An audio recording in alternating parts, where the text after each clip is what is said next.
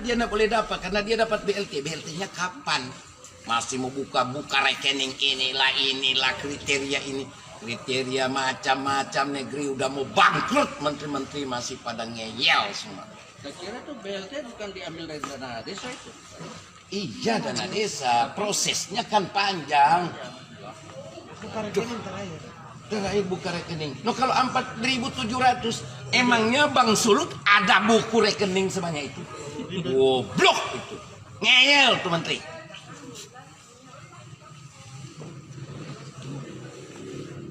Marah sekali kita bingung. Tadi malam kamu bagaimana kamu kasih beras ini, dorang dapat BLT. Sekarang yang lain-lain sobat 5, yang BLT ini lapar, dia yang paling miskin sekarang. Uangnya nggak tahu mau kucur kapan. Makanya saya bilang menteri-menteri, emangnya menteri itu semuanya lebih hebat dari para bupati. Saya selalu bilang jangan mengeneralisir bahwa seakan-akan kepala daerah itu menggarong. Jangan mengeneralisir. Kasih aja diskresi, dikawal oleh polisi, oleh KPK, oleh jaksa, dikawal oleh LSM, wartawan. Itu terlalu banyak bikin aturan kertas-kertas menteri-menteri ini. Bosan kita dengan menteri-menteri. Tapi rakyat tuh 3 sampai datang minta biar seliter beras, dia dapat BLT, tapi BLT-nya kapan dia bilang. Bahkan ada yang bilang kasih aja beras biar 5 kilo, enggak usah BLT. Begitu kan, Bupati Bolamongondo. kasih, kita sudah mau makan sekarang. Bolamongondo Timur sementara BLT dalam terlalu penyampaian tentang bagaimana mekanisme pembagian Waduh, sampai bantuan terakhir kepada bingung. masyarakat yang kena dampak COVID-19. Kepala dinas sosial. Adanya himbauan kepada Ini mau buka rekening lagi. Ah, Presiden gila. Jokowi untuk segera memantau Kalau dia atau bolak-balik ke meninjau bank, kembali so habis kilo ya 600. aturan-aturan yang Pegawai sehari saja Jadi sekarang untuk uang dede dia belum kucurkan, sebelum itu lengkap. Bupati Bolamongondo Jadi Timur, menteri bilang Sehan bahwa Salim akan Lanjar ada tambahan kecewa dana dengan BLT. adanya Omong kosong, itu uang dede yang aturan-aturan mendadak. yang seolah tidak berpihak kepada masyarakat. Jadi kita bupati yang capek, yang berang dengan menteri-menteri kelakuannya begitu. Kenapa? Dia kan nggak tahu tanggung jawab. Kalau mati kita rakyat karena nggak makan kan bukan itu. Saya yang tanggung jawab. Gara-gara aturan dari kementerian yang silih berganti dan mempersulit, bisa saja ada rakyat saya nggak makan dan itu bikin malu. Kenapa? Bukan saya nggak sanggup, bukan saya nggak sanggup. Berasnya ada, saya ada 900 ton bahkan saya ready. Persoalannya sekarang yang dapat BLT tidak boleh dapat sembako. Nah BLT-nya kapan? Sembakonya udah di depan, saya nggak boleh kasih. Ini kan pasung saya bupati. Cuman karena urusan kertas saja ini. Nggak tahu lahir di bawah pohon mungkin nih para menteri ini. Bosen. Makanya tuh menteri-menteri tolong dong. Jangan cuma ngomong, dialog sama para bupati. Kita yang tahu dong keadaan kita. Ngomong industri ini, industri. Kita nggak butuh emang industri. Indonesia udah mau kolaps kok. Masih macam-macam lagi para menteri. Dan nggak boleh tidur loh. Ada tapi rakyat datang 3 orang. Biar dia cuma coba apa yang ini. Orang sudah mau tunggu di BLT mau makan sekarang. Gila.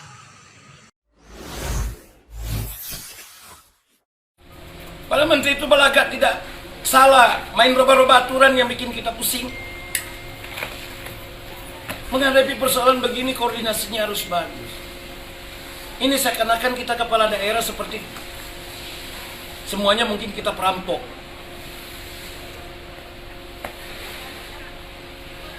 Seharusnya kan diberikan saja kewenangan kita, diawasi oleh KPK, diawasi oleh polisi, diawasi oleh pihak kejaksaan. Kita akan libatkan semua. Tapi jangan diroba-roba, bikin bingung. Sekarang kita jadi keterlambatan. Keterlambatan di kabupaten kota. Kebingungan kita merubah APBD kita. Kebingungan kita untuk merubah dana desa kita. Jadi bukan karena kita juga ini nggak tahu apa-apa. Kita jadi bingung. Sekarang memasuki bulan Ramadan, kita bingung.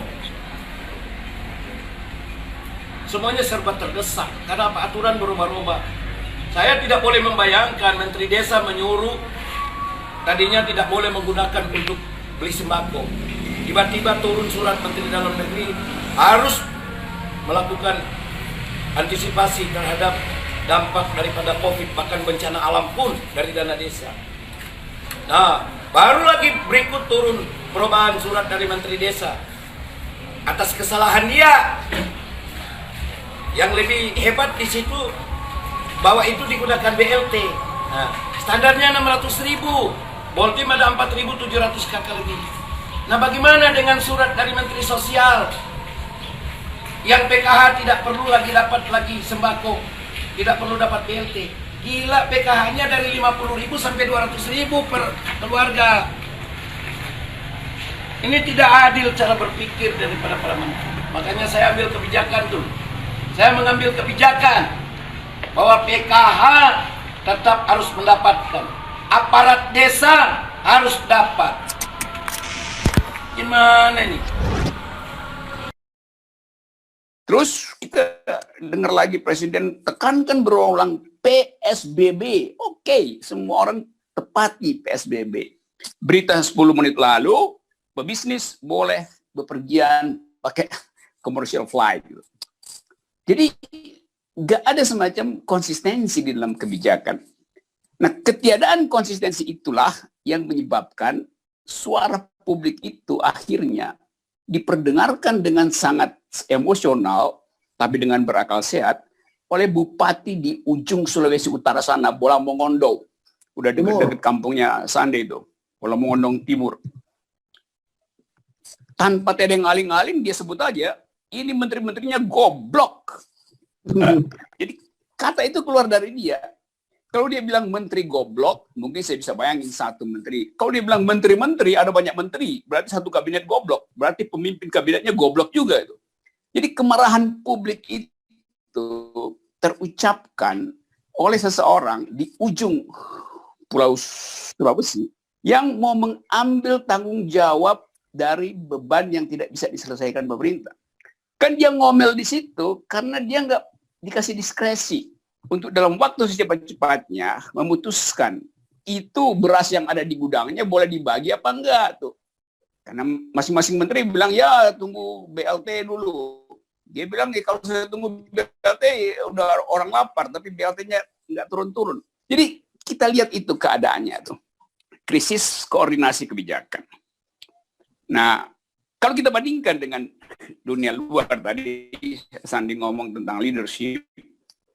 Kalau kita perhatikan, yang sukses menangani pemimpin-pemimpin yang punya strong leadership, itu nggak ada urusan dengan bentuk pemerintahannya, mau otoriter atau mau demokrasi. Yang penting ada strong leadership, sehingga ada legitimasi untuk memberi instruksi itu.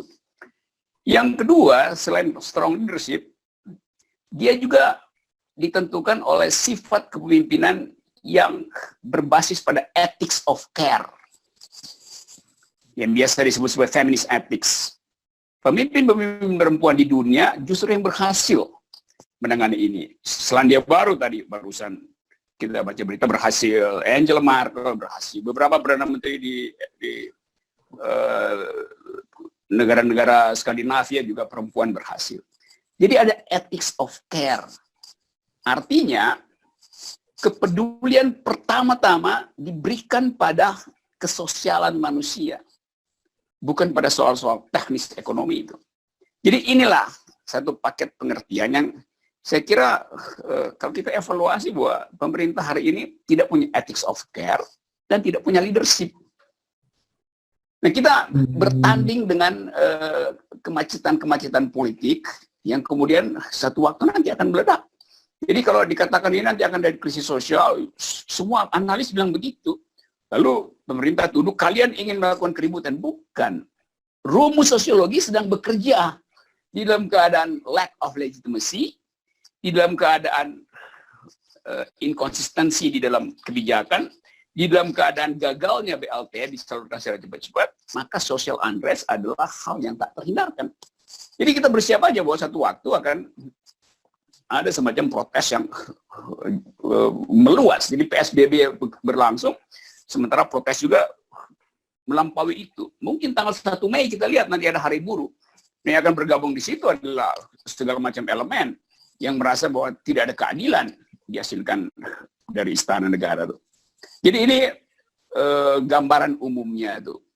Nah, kalau kita ambil bagian yang lebih prospektif itu, COVID ini kan menimbulkan semacam refleksi akademis yang kuat tentang sistem ekonomi yang tangguh sebetulnya yang mana itu. Kenapa? Karena setelah ditemukan virus pun penyakit ini akan bertahan lama sebagai penyakit manusia, sebagai penyakit kayak flu, dia akan ada terus di kita tuh. Dan itu akan terhubung lagi dengan problem sebetulnya daya tahan ekonomi untuk menghadapi jenis penyakit baru dengan efek yang mematikan hari-hari ini. Kalau saya baca di dalam perdebatan dunia, orang ingin cari semacam new normal, keadaan normal baru. Kalau ini selesai, apa yang akan terjadi dengan sistem ekonomi baru di dunia? Dengan hubungan internasional, dengan diplomasi dunia, dengan kerjasama macam-macam. Sandi tadi kasih contoh Churchill, oke, karena dia mampu untuk mendeteksi bahwa ada problem besar, maka dia datang ke Rusia bertemu untuk melakukan negosiasi. Juga kemarin Benjamin Netanyahu yang baru terpilih jadi Perdana Menteri Israel menawarkan bantuan ke Palestina yang tadinya bermusuhan supaya sama-sama menyelesaikan COVID ini. Ya tentu Netanyahu lebih takut jangan Palestina yang tularin dia ke Israel, karena Israel dianggap sukses, jadi dia takut juga karena itu dia datangin Palestina. Tetapi itu memperlihatkan bahwa ada kepekaan terhadap kedaruratan dari COVID ini. Nah, itu yang saya nggak lihat dari dalam istana. Jadi seolah-olah tetap ingin menggampangkan bahwa udah nanti juga ditemukan antivirusnya tuh, vaksinnya nanti juga ditemukan. Tiba-tiba Presiden beri keterangan bahwa ya saya udah dengar dari Donald Trump, penasihat Donald Trump, bahwa nanti sudah akan ada obatnya tuh. Jadi kelihatannya pemerintah berupaya untuk mencari informasi yang memungkinkan dia untuk merasa aman. Sehingga dia ucapkan ke publik, publik percaya tuh. Padahal kita sendiri nggak bikin riset, kita nunggu riset orang. Riset nggak terjadi karena uang risetnya dipakai buat relaksasi ekonomi, bukan buat BLT atau dunia pendidikan. Duit BPPT, duit LIPI dipakai semua, bukan untuk yang sosial, tapi untuk perbaikan ekonomi ke depan itu. Nah, ini